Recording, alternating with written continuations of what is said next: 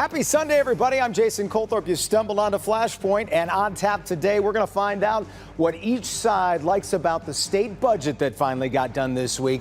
We'll chat with Governor Gretchen Whitmer and Republican Representative Joe Aragona. Then we'll also dive into that federal budget mess with insiders Nancy Kaffer, Jason Rowe, Caitlin Buss, and Portia Roberson. So let's get rolling on this October 5th edition of Flashpoint.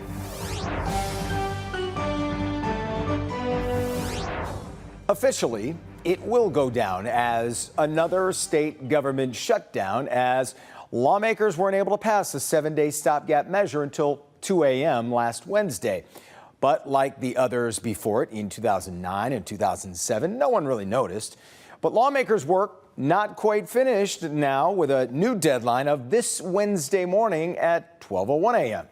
It appears everything is in place at this point, with key issues being a roads plan, education funding, funding for state police, and the elimination of some open jobs that are deemed unnecessary within state government. Let's see where lawmakers landed on those issues and the others with a couple of guys who were right there in the thick of it right now on Flashpoint.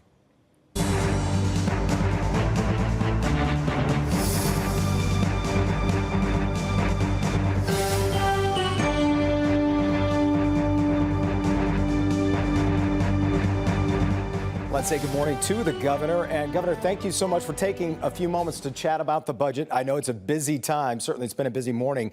I talked to Republicans earlier who say that they're thrilled with this budget, mostly because you've increased spending by 43% and they've been able to reduce this by $2 billion. They're considering that a win. Are you happy with this budget? I am happy with this budget. I think it's a damn good budget. They were tough negotiations. You know, the House is Republican controlled, the Senate is Democratic controlled, and of course I've got my own set of vantage point agenda that I want to get accomplished for the people of Michigan. So it took a little longer than it should have, but you know, at the end of the day, we brought everyone together. We got it done, and I think it's a darn good budget for the people of Michigan. Yeah, I want to talk about the timing of it, but let me get into roads. You got the roads money there. To do that, you had to get a 24% tax on marijuana. Now, for an industry that's already paying a sales tax and another 10% tax, do you think it's fair to add that 24% on top of all of that for marijuana owners? Well, I understand the concern. I don't want to sound like I'm unsympathetic. We did have a lot of conversation about how do we make sure that we regulate and support the industry, but also that we have a responsible policy on the books. You know, the 24% actually makes us commensurate with other states in our region. It is not out of line, and it's not even close to the tobacco tax on tobacco products or taxes on alcohol. So was a negotiated number that was arrived at, and I think that it is something that will ensure that we can continue to provide services to people and that the industry can still thrive. Leading up to this, when we talk about the timing and why this kind of went into overtime, we heard a lot of rhetoric, some press conferences, both from Speaker of the House Matt Hall and Majority Leader Winnie Brinks, really going at each other. When that happens, what did you do? How did you deal with that? Did you kind of play peacemaker or just let them work this out?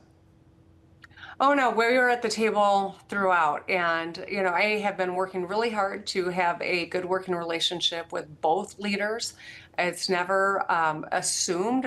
Relationships take work, and it's something that I put a lot of effort into because my job is to deliver for the people of Michigan. You know, the people of Michigan sent Matt Hall to be Speaker and Winnie Brinks to be the Senate Majority Leader, and my job is to try to keep the rhetoric down and all the energy focused on problem solving. And so I'm grateful that we got where we did. I think everyone can look at this budget and say, all right, we had to negotiate, make some concessions here, but we got this big priority done for our agenda, and we can all take pride in that. And I think the people of Michigan benefit from that. That's what negotiation is. That's what we do. And it's important that we don't look like Washington, D.C., where they've got a shutdown right now. We've continued to do the work here in Michigan. Yeah. Last thing, I got less than a minute. All those jobs, by the way, will be the same next year. And it's only going to be a few months before you submit your next budget. Do you feel like because Matt Hall has gotten one process under his belt, next year might be a little easier? I hope so. You know, election years are never simple, but sometimes budgets move faster in election years because I think legislators are eager to get home and get connected to their constituency before elections time. So I'm hopeful that it moves smoothly and faster next year. And like you said, my team, I'm telling everyone, get some sleep this weekend. They've been working 24/7 weeks on end, but we got to get right back at it on Monday and get ready for next year. Governor Gretchen Whitmer, always appreciate the time. Thanks so much. Thank you. Go Lions and go Tigers. And go State. Go Blue. Go everybody. Thanks, Governor. We just mentioned some of the key parts of this, and one of them was a gas tax. There was a little bit of a change, and I think people might be confused. I know prices aren't expected to change at the pump, but break down what you did with the gas taxes there. Sure. So a couple of things. Number one, sales tax on gas, as it sets presently, not all of those dollars actually go to roads and to road funding and road repairs.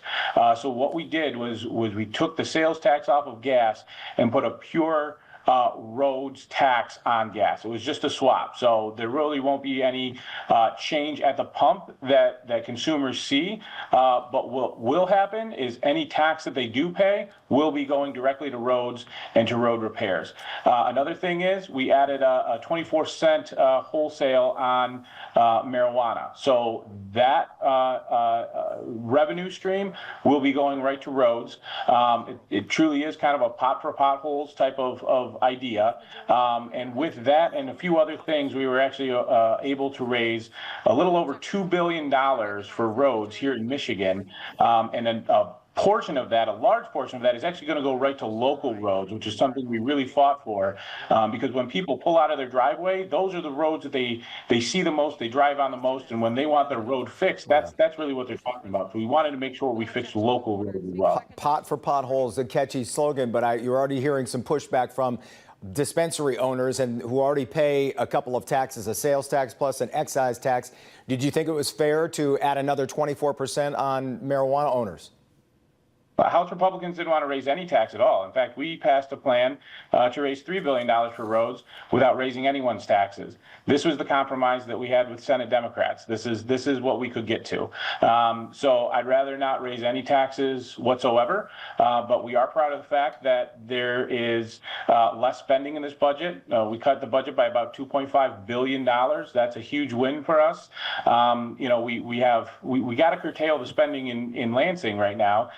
We were getting a lot of federal spending. Under our current governor, our spending's gone up 43%. That way outpaces inflation. So we knew we had to bring it in, and that's why our House version didn't raise any taxes. It cut a lot of spending, and we had $3 billion for roads without raising anybody's taxes. This was the compromise we had to come to. Senate Minority Leader Ranjit Puri just yesterday called this a disaster of a process, basically blaming the speaker for why we went into overtime here to get this done. I'm sure you don't agree with that, but what would you say was the reason that we're overtime here? Sure. So House Minority Leader Ranjit Puri, and I guess I'd remind Representative Puri that I believe, if I'm not mistaken, he voted for this tonight and last week. Again, about a month ago, a little over a month ago, we passed a plan that didn't raise anybody's taxes, passed a fiscally responsible budget. We months ago passed $3 billion for roads without raising anybody's taxes. We came to a compromise, and a week ago, the House actually passed the 24% wholesale tax, which was very difficult for House Republicans, but we did it. We took the tough votes. The Senate was supposed to pass it last Tuesday, and they just did it a couple hours ago. So I don't think they were waiting on us. Again, my thanks to the governor and Representative Aragona. We're coming right back with the insiders to discuss all of this next.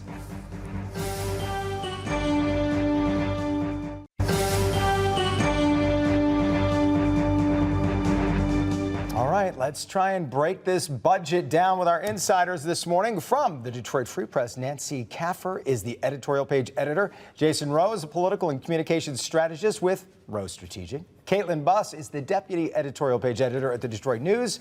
And Portia Roberson, CEO at Focus Hope. Thanks so much for being here, guys. They finally got a budget done. a week late, or I guess you'd say 3 months late if you're a school superintendent. What was your, and I should say, as we heard earlier in the show, both sides claiming victory here. Nancy, let me start with you. What's your biggest takeaway?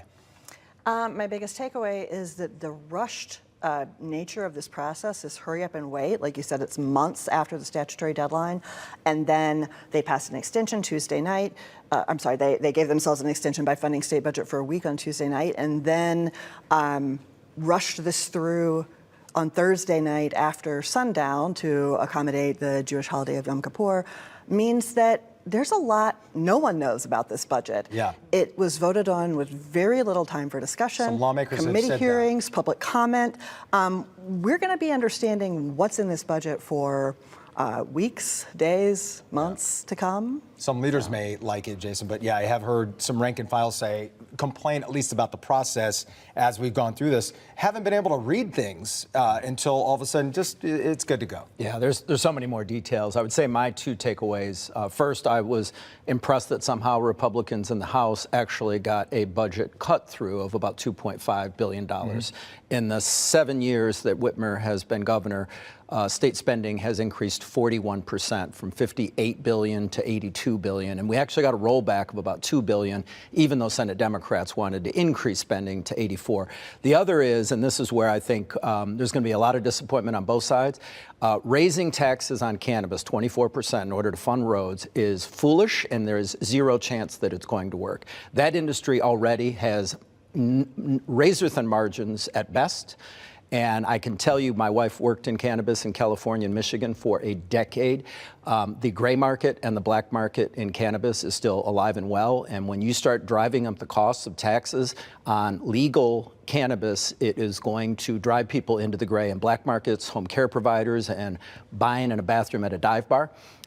So it's going to kill cannabis, but they're also not going to get the projected revenues for the roads that they're promising in the deal that they announced. A portion of that actually makes it a 40% tax. And I asked the governor about that on this program a few minutes ago, who said she didn't take that lightly. No, I mean, I think, listen, we know that the cannabis industry was fighting to not have this tax on their industry. They are, as Jason said, have razor-thin margins. And I think what we're going to see is, unfortunately, a lot of other businesses go out of business because they just can't make the margins that they need to survive. I'm not sure that we weren't inundated with the market when we first made it legal. So it may be that this was going to happen sort of anyways, and that the market was going to shrink a little bit. I don't know if it'll push people back into the gray and black, but I think it's going to be tough for them. I do think it's going to generate something to make sure that the roads get done. I mean, Governor Whitmer has been marching on this since the day she got elected, and so she was not going to approve a budget that did not include some funding for her road projects. Speaking of better late than never, I guess, right, Caitlin? The roads finally get funded that way, but Republicans did say that they didn't want this 24% tax. That's just what they had to give up to get this whole thing done. Yeah, Republicans put themselves, obviously they only had control of 1/3 of this process, so they didn't have a ton of control, but they really put out there that they were not going to raise taxes. And so I think the big takeaway, while it's not a broad-based tax hike on most Michigan residents, they're taxing small businesses and medium-sized businesses, and this is a hidden tax hike by slowing down the schedule of depreciation that Trump gave them in the One Big Beautiful Bill. And I think it's, when you look outside, the budget's balanced, that's fine. It does some good things. It cuts spending. There's good and bad. But when you look at Michigan competitively now, other states will be accepting these tax breaks, and that just puts us at a more of a disadvantage than we already are. Do you have a winner or a loser? I know everybody will claim victory, but in your eyes, does anybody win now that this is done? Anybody lose? I don't think there's a winner. I don't think any one party or chamber won on this. Or the governor. I mean, again, because it's just kind of so hard to know what's in here. They increased per-pupil funding for schools, but shifted some retirement costs back to districts that Rick Snyder had taken out of this direct funding and had moved this stuff around. So schools, I think, are concerned about whether this is actually an increase to funding or whether they're just going to have to pay more retirement costs out of this amount. There's some revenue sharing cuts to local municipalities. So, I think that if schools and local governments wind up having to cut, then this is not going to be ideal for anybody. But this is one of these things where, again, because of this unnecessarily rushed process, we're all trying to still figure out what Yeah. these impacts are going to be. And Ranjit Puri at one point said he called the whole process a disaster. Is it fair to say that everybody loses in this, considering it went into overtime to get it done? I don't think there's any real damage to what happened. I think it was ugly to watch. But I do think at the end of the day, the fact that Speaker Hall was able to reduce the state budget by more than $2 billion is extraordinary. We never see that. And as Nancy mentioned in a column that she wrote this week, we're not in austerity times where we needed to do it. But Speaker Hall somehow got it done, even though he only controls 1/3 of the process. So we just cut the budget for no reason, just for cutting it? Because spending is out of control. And at some point, we will need austerity, and then we're going to have to cut even deeper because we're not being reasonable. 41% increase in spending in 6 years is disproportionate to the services that we get and certainly the quality of government that we've been receiving. But to the rate of inflation? 41% over 6 years. Inflation did not grow that much. Thoughts over here? I think it is interesting, the compromise that came through. I mean, on school spending, you have that they got Democrats got the free meals through, which I don't think we're prosperous enough to necessarily be doing. But then you also got public and private school safety funding, and that's critical. So it is interesting to see the give and take, and I hope at the end of the day, once we see the details, it will look good. Yeah, I think you've got to be, if we can't agree that school children should have breakfast and lunch and food to eat, then I think we've got, that should be kind of a baseline. They should have where food we're to at. eat, but when you're subsidizing, Bloomfield, Birmingham, Rochester moms who just, it's for the sake of convenience and dads. Well, the same. I don't know that that's a That's actually need-based though. situation. I would say from an organization that provides food, I think there's a lot of narratives around who can afford food and who doesn't have, who is not suffering from food insecurity, that we sometimes put a face on it that's not actually the whole picture. But we they're feed 5 getting- areas in the Thumb area. We feed Washtenaw, Oakland, Macomb, and Wayne County. And there are a lot of folks that people don't assume need food that definitely need food for their children and for their families. I agree. It's just Whitmer clearly said this is for convenience, and those families are still getting. Well, I the same think people largely the same people that say we can't give tax breaks to the rich want to give free lunch to the children of the rich. I mean, there should be some form of means testing, but these are schools, and we need to focus on education. And I understand those kids that don't have the right nourishment aren't going to perform at the same level, but we don't need to grant free meals to every kid in the state of Michigan that doesn't need it because we have people that do. I want to ask about the federal budget, and I have one more state budget question. I'm going to ask it right after this on Flashpoint. Stay with us.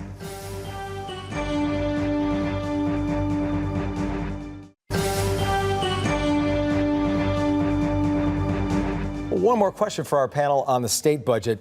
All right, I'm just going to say this like this. The budget breakdown and constant name calling by Republicans and Democrats was perfect for Mike Duggan's independent campaign for governor. Are you buying or selling that, Portia?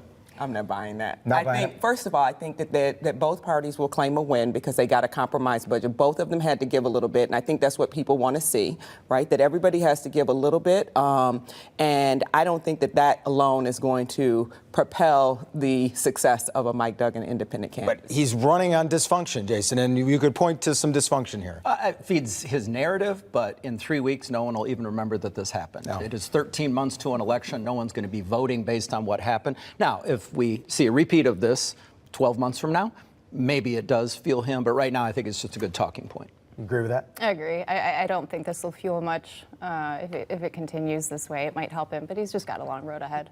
I thought it was a catchy question, Nancy. It's got nothing. I don't think it's the magic bullet for Mike Duggan, but I do think, like Jason said, if this repeats, it's in his example of pile. Yeah. All right. Well, at the state level, we avoided a shutdown. Not so much at the federal level. Whose shutdown is this? It seems like you ask Republicans. It's obviously the Democrats' fault, Nancy, but Democrats say, hey, we don't control anything. How could it be ours? Correct. I mean, Republicans are really unwilling to negotiate. There is a radical plan to reshape American government called Project 2025, which Russell Vought, the Trump's director of budget, was an architect of. It makes you sound a little crazy if you say they're doing Project 2025, but they are doing Project 2025. I've read it. There are websites, Project 2025 Tracker, where you can see how many things have been implemented. So I have read this. It is a policy prescription. The authors simply believe American government is too big and needs to be broken back to what it was much, much closer to the founding. And we're seeing different pieces put in place to make this happen. That's the goal here.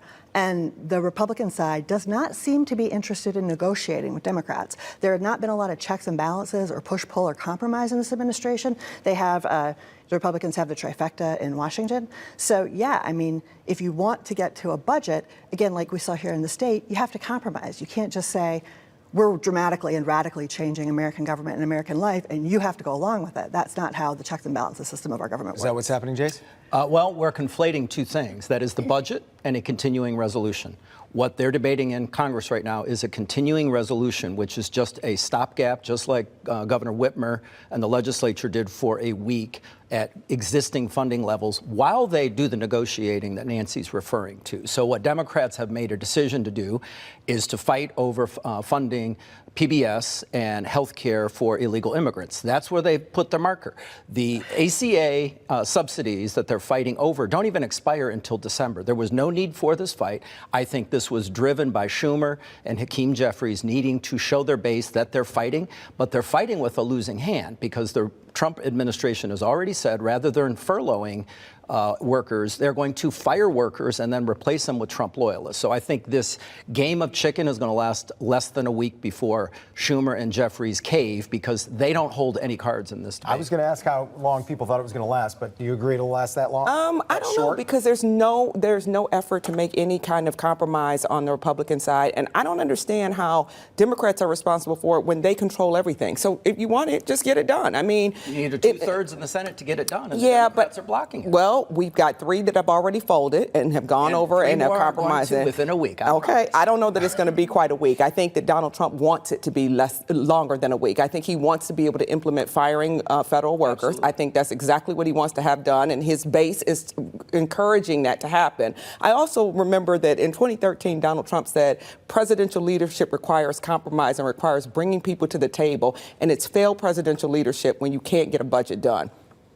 Why hasn't he gotten one done? It's not a budget. It's a continuing resolution. Yeah, I have 1 minute, by the way. I think the federal government on a month-to-month lease like you have. Republicans in Congress and Donald Trump were elected to solve problems like this. This is why the American people put them in office, and health care and health insurance and the entire industry and system is a huge problem. Everyone knows that. Democrats own this. They're looking for $450 billion to continue broken subsidy system, broken Medicaid expansion that we can't sustain.